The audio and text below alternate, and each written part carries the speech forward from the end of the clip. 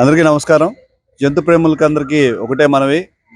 మీ పెంపుడు కుక్కల్ని, జంతువుల్ని ప్రేమించండి.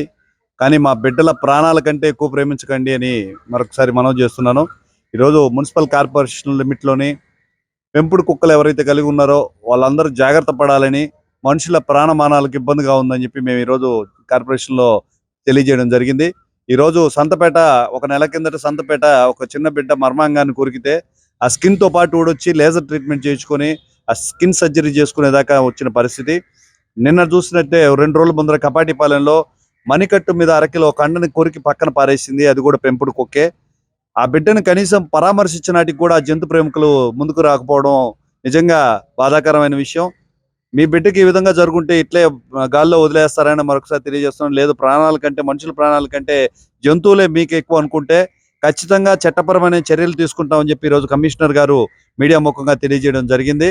పెంపుడు కుక్కలు కలిగి ఉన్న వాళ్ళు ఎవరైనా కానీ వాటికి సమయానికి టీకాలు అయ్యేది జంతువులకి ఏదైతే వేస్తారో వాటిని వేయించండి.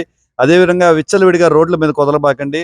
జనాలు తిరగడానికి, జంతువులు కట్టడి చేయడానికి సమాజం ఒక చట్టాన్ని నిర్వర్తించింది. దాని ప్రకారం ముందుకు నడుచుకోవాలని బాధ్యతగా ఉండాలని మరొకసారి తెలియజేస్తున్నాను.